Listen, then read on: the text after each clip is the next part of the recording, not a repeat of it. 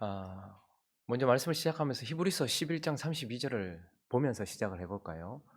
히브리서 11장 32절은 내가 무슨 말을 더하리요? 기드온, 바락, 삼손, 입다.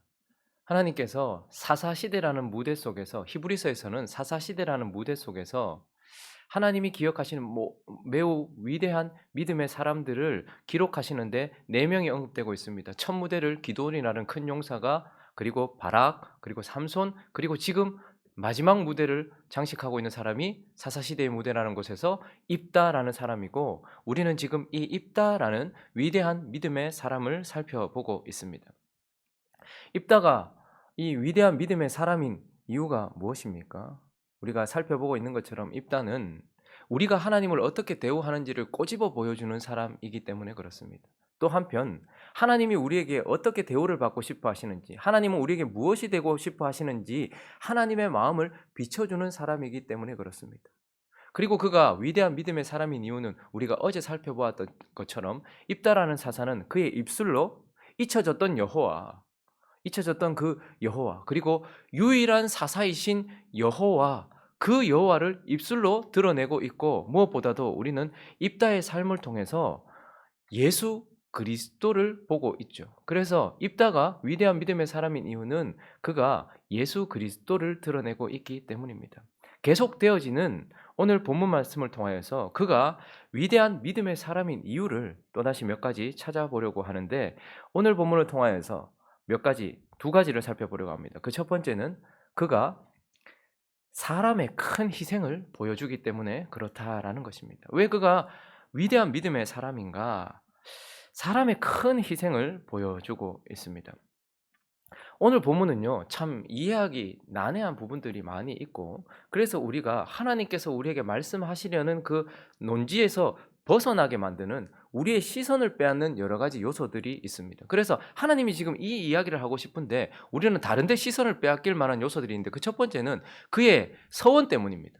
그래서 많은 사람들이 이 경솔한 서원, 이 무모한, 그러니까 어떻게든 전쟁을 치르기 전에 한번 이겨보겠다고 하나님 앞에 내가 이기게 하시면 하나님 이렇게 해주십시오라고 마치 그가 무모하게 서원한 것처럼, 그래서 우리는 이 입다가 지금 전쟁을 앞두고 하지 않아도 될 서원을 괜히 하는 바람에, 경솔하게 무모하게 서원하는 바람에 큰 사단이 났다 이렇게 말하면서 그의 서원에 대하여서 도덕적 윤리적으로 논평을 하는, 그러다 보니까 그의 서원을 논평한다고 하다 보니까 우리가 진짜 봐야 될 것을 못 보는 부분도 있어요.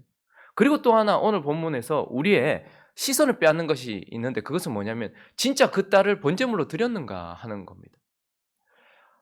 지금 그가 번제물로 드리겠다라고 서원을 했고, 그래서 우리가 잘 아는 것처럼 제일 먼저 맞이했던 사람은 무남동녀, 자기의 하나밖에 없는 딸이었고, 그래서 나중에는 그를 번제물로 드렸다라고 이렇게 얘기하니까 정말로 그 입다가 그를 번제물로 드렸는가라는 것에 사람들이 시선이 빼앗겨서 하나님께서 하시려고 하시는 말씀을 놓쳐버릴 때가 있다는 거죠.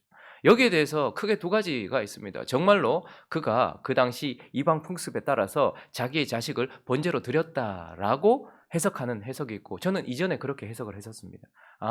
이 입다가 그 당시 이방 풍습에 따라서 거기에 너무 물들어 있었고, 그리고 하나님에 대한 큰 희생, 그것을 보여주고자 이방 신들도 그걸 봤는데 내가 하나님께 했으니까 이걸 했다라고 저도 그 딸을 번제로 드렸다라고 생각을 했었습니다. 그러나 이제는 그렇게 생각하지 않습니다. 두 번째 해석은 딸을 번제로 드렸다라기보다는 번제단을 번제로 섬기는 자로 평생을 그 딸을 그냥 거룩하게 하나님의 제단에다가 드렸다. 그러니까 하나님의 제단, 하나님을 섬기는 일에 그 딸을 평생을 드렸다라고 해석하는 해석이 있는데, 저는 이제 그렇게 생각을 하고 있습니다. 그렇게 생각하는 이유 중에 하나는 30절에 보시면 그가 여호와께 서원을 합니다. 주께서 과연 암몬 자손을 내 손에 넘겨주시면, 31절에 내가 암몬 자손에게서 평안히 돌아올 때에 누구든지 내 집 문에서 나와 나를 영접하는 그는 이라고 되어 있지만, 원어를 보니까 돌아올 때에 누구든지라고 하는 저 부분이 무엇이든지라고 번역이 되더라고요. 그러니까 그냥 누구든지 하면 사람이잖아요. 인격체예요. 그런데 무엇이든지라고 하면 동물도 될 수 있고 재물도 될 수 있는 것이죠. 거기다가 내 집 문에서 나와서 나를 영접하는 그는 이라고 되어 있지만, 그는 이라고 해석할 수도 있지만 그것은 이라고도 해석할 수 있는 겁니다.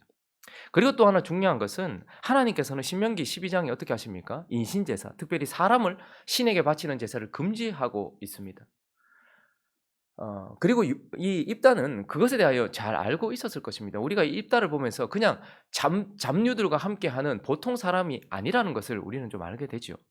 거기다가 레위기 27장에 보면 하나님께서 사람을 하나님께 드리기로 했다라면, 사람을 하나님께 바치기로 했다면 어떻게 합니까? 사람을 드리는 것이 아니라 그것을 대신하는 대속금을 바치게 되어 있어요. 대속금. 그래서 대속을 하게 되어 있다는 것이죠. 첫째를 대신해서 레위인들을 드렸고, 레위인들 그 첫째를 드릴 때에 어떻게 합니까? 대속금을 은세겔로 이렇게 드리는 것처럼 레위기 27장에는 하나님께 사람을 드린다라고 서원을 했을 때에는 그 값을 치르게 하기도 하고, 또 한편 우리가 이후에 곧 살펴보겠지만 사무엘 같은 사람을 하나님께 드렸어요. 한나는 사무엘을 하나님께 드린다라고 말했어요. 그런데 그때 어떻게 합니까? 평생 하나님의 제단에서 거룩하게 구별되어서 하나님만 섬기는 자로 이렇게 드리는 것이죠. 그래서 입다는 그 딸을 드린다라고 했을 때에 그 딸을 평생 제단을 섬기는, 하나님께 평생 거룩하게 구별되어 섬기는 자로 평생을 드렸다라고 볼 수 있고, 무엇보다도 오늘 본문 말씀에 37절에 보면 무엇이 강조되어 있는가 하면, 또 그의 아버지에게 이르되 이 일만 내게 허락하사 나를 2달만 버려두소서. 내가 내 여자친구들과 산에 가서 나의 처녀로 죽음을 인하여 애곡하게 돼. 지금 그가 애곡하려고 2달만 달라고 하는데, 그가 지금 뭐라고 말하는 거니까 나의 처녀로 죽음을 인하여 애곡한다. 그러나 원어에는 죽음이라는 단어가 없습니다. 저거는 의역된 거예요. 우리말로 번역될 때 죽음이라는 단어가 들어갔는데 원어에 보면 나의 처녀됨을 인하여 애곡하겠습니다. 이렇게 되어 있어요. 그러니까 초점은 죽음이 아니고 그가 처녀로 죽는다라는 거죠. 38절도 보면 그가 이르되 가라 하고 2달을 기한하고 그를 보내니 그가 그 여자친구들과 가서 산 위에서, 저기도 죽음이라는 단어가 원어에는 없습니다. 그러니까 처녀됨을 인하여 애곡했다라고 하죠. 그러면 저 당시 문화로 생각해 봤을 때 여인으로 태어난 자가 남자와 연합하는 결혼을 하지 못하고 특별히 생산하지 못하면 그 당시에는 자기의 어떤 존재 가치 자체가 없다라고 생각하는 시대였어요. 그러니까 처녀로서 자기의 존재를 드러내지 못한 채 하나님께 드려야 되는, 그러니까 어떤 일에 대해 자기를 드려야 되는 처녀됨에 인하여서. 그래서 39절도 보면 결국은 2달 만에 무엇을 지금 주장하고 있는가 하면, 그의 아버지에게로 돌아온지라 그는 자기가 서원한 대로 딸에게 행하니 딸이 남자를 알지 못하였더라. 이것이 지금 강조되고 있어요. 그러니까 그가 비참하게 죽었더라 라고 강조하는 것이 아니라 그가 남자를 알지 못한 채 평생을 살았다라는 거예요. 그러니 생산도 하지 못한 채, 자녀도 없는 채 평생을 그냥 하나님께 드리는 인생이 되었다, 제단을 섬기는 인생이 되었다라는 것을 강조하기 때문에, 저는 처음에는 딸을 정말 번제로 드렸다고 생각했지만 지금은 그 딸을 번제단을 섬기는 평생을 하나님께 드렸다라고 받아들여요. 자, 그런데 중요한 것은 그가 서원을 무모하게 했든지 혹은 그냥 너무 경솔하게 서원을 했든지 라는 그 서원에 초점이 맞춰지는 것도 아니고, 그가 정말로 번제물로 딸을 드렸든지 아니면 평생 하나님의 전에 그 딸을 드렸든지, 이게 중요한 것이 아니라 오늘 본문이 주장하고 싶은 것은 서원도 아니고 그 종교적인 번제도 아니라 그가 희생을 했다라는 거예요. 그가 지금 하나님 앞에 희생했다라는 그의 희생을 하나님께서는 강조하고 싶은 것입니다. 헌신을 강조하고 싶으신 것입니다. 그래서 이거 무엇보다도 30절을 보시면 다시 한번 보시면 그가 35절을 한번 볼까요?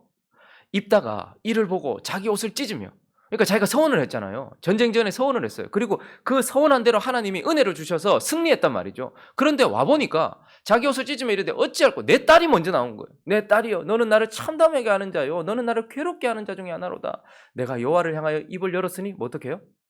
능히 돌이키지 못하리로다. 내가 해가 되더라도 하나님께 말씀드렸고 하나님 앞에 하기로 서원했던 그것을 어떻게 하는 거예요? 신실하게 지키는 거예요. 이 시대의 문제가 무엇입니까? 입다라는 사람이 나타나기 전에 이 시대의 사람들의 문제는 자기에게 문제만 생기면 하나님을 갖다 쓰는 도구처럼 데리고 와서 자기 문제 해결하고 나서 그 다음에는 뭐죠? 데리고 올 때는 어떻게 합니까? 우리가 잘못했습니다. 모든 우상을 버리겠습니다. 하나님만 섬기겠습니다. 하나님을 머리로 삼겠습니다. 라고 말해놓고 하나님이 구원해 주시고 은혜를 주시고 나면 어떻게 합니까? 헌식작처럼 하나님을 그냥 버려버린다는 게 문제였어요. 사사기의 문제는 하나님이 그들을 구원해 주시면 그들은 구원받기 전에 하나님께 드렸던 서원대로 하나님을 섬기지 않고 그냥 하나님을 버린다는 게 문제예요. 그런데 오늘 입단은 어떻게 합니까? 처음 승리를 주시기 전에 하나님께 드렸던 대로, 하나님께 말씀드렸던 대로 그가 신실하게 하나님께 말씀을 드렸기 때문에 나는 이것을 이행하겠다라고 말하는 신실한 희생이 지금 보여지고 있는 것입니다.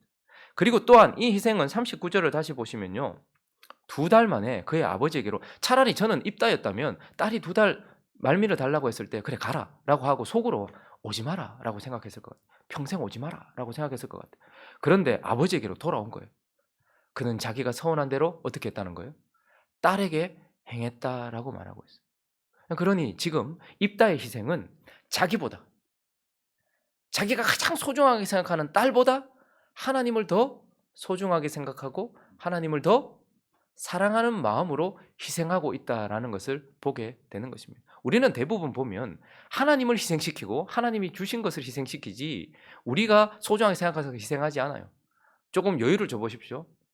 가장 먼저 타격을 받는 것을 하나님께 드리던 기도 시간이에요. 그리고 좀 더 여유를 줘보십시오. 하나님께 드리던 헌신이에요. 우리는 그렇거든요. 그러니까 문제가 생기거나 혹은 은혜를 받았을 때 우리가 가장 먼저 희생시키는 건 하나님과 관련된 것이지 우리 게 아니거든요. 그런데 지금 입단은 어떻게 합니까? 결국 나보다, 내가 가장 소중하게 생각하는 딸보다 하나님을 더 사랑함으로 희생하고 있다라는 것을 보게 되는 것입니다. 그리고요, 여기서 강조되는 것은 그 아버지가라고 말해요. 그러니까 그의 희생은 자기를 부인한 희생이었어요. 세상에서 가장 힘든 것이 이것입니다. 자기를 부인하는 것. 그 중에서도 가장 부인하기 힘든 것이 무엇일까요? 아비가 자식을 부인하는 것. 아버지로서의 부성애, 어미로서의 모성애를 부인하는 것. 이것만큼 어려운 게 없어요. 그런데 입단은 어떻게 했습니까? 승리를 주시기 전 하나님께 서원한 대로 신실하게 승리를 주시고, 아무도 그걸 못 들었을 수도 있잖아요. 이거 이행 안 해도 누구도 욕 안 할 수도 있습니다. 그럼에도 불구하고 신실하게, 그 시대의 사람들과는 달리 신실하게 하나님께 말씀드린 대로 희생하고, 자기보다, 자기가 소중하게 생각하는 것보다 하나님을 더 사랑하면서, 그리고 아버지로서 자기를 부인하고서 하나님께 헌신하고 희생한 사람의 큰 희생을 입다가 보여주고 있다라는 것입니다. 그래서 그는 믿음의 위대한 사람이다라는 것이죠. 자, 그러나 진짜 그가 사사시대라는 무대 속에서 히브리서의 마지막 4번째 마지막 무대를 장식하고 있는 이유, 그가 위대한 믿음의 사람인 이유는 그가 하나님의 큰 희생을 보여주기 때문에 그렇습니다. 하나님의 큰 희생. 여러분, 우리는 입다라는 사람, 물론 다른 모든 믿음의 사람들도 영적인 시각으로 성령의 조명을 통하여서 자세히 들여다봐야 되겠지만, 입다라는 사람을 바라볼 때는 더더욱 우리가 영적인 시각으로 바라볼 필요가 있습니다. 여러분, 오늘 입다의 이야기는 입다만 나오지 않고 그의 무남동녀, 자녀와 함께 등장하고 있는 것을 보게 돼요. 그리고 지금 입다의 삶이 얼마나 길었겠습니까? 그런데 하나님께서 몇 가지 에피소드들만 지금 뽑아서 우리에게 말씀해 주는데, 특별히 이 장면에서는 입다와 그의 자녀가 함께 등장하고 있어요. 그런데 그들이 하는 모습을 한번 보십시오. 그들의 모습을 자세히 영적으로 계속해서 곱씹다 보면 누가 보여집니까? 하나님 아버지와 그의 자녀 예수의 모습이 보여진다라는 것을 보게 됩니다. 하나님은 우리를 죄에서 건지시겠다고 약속하셨어요. 하나님은 우리에게 천국을 주시겠다고 약속하셨어요. 하나님은 우리에게 내가 너희의 아버지가 되겠다라고 언약하셨고, 그리스도는 우리의 신랑이 되겠다라고 약속하셨어요. 그런데 이 약속을 이행하고 이렇게 내뱉으신 하나님의 말씀을 성취하기 위해서는 한 길밖에 없습니다. 저와 여러분이 죄에서 구원을 받고, 저와 여러분이 지옥이 아닌 천국으로 가며, 저와 여러분이 하나님의 아들이 되어 의로운 하나님의 아들이 되고, 저와 여러분이 거룩한 그리스도의 신부가 되기 위해서는 딱 오직 한 길밖에 없습니다. 무엇입니까? 그의 하나밖에 없는 독생자가 죽는 것. 그거 이외에는 다른 방법이 없어요. 그런데 오늘 본문을 보면 입다가 너무 무모하게 서원을 한 것처럼 하나님은 우리를 향하여서 내가 너희를 구원할 것이다, 너희가 구원을 받게 될 것이다가 아니라 내가 너희를 구원하겠다라고 하나님께서 말씀하신 거예요. 무모하게 그렇게 서원한 입다처럼, 입다의 서원을 보면서 우리는 전 너무 왜 저런 서원을 했지? 라고 말하지만, 세상에서 가장 어리석고 무모하고 무능하고 경솔하게 보여지는 서원은 무엇이냐면 죄인을 구원하겠고 죄인을 천국으로 보내겠으며 죄인의 아버지가 되겠으며 우리를 거룩하게 바꾸겠으며 신부가 되게 하겠다라는 그것이 가장 무모한 말 아닙니까?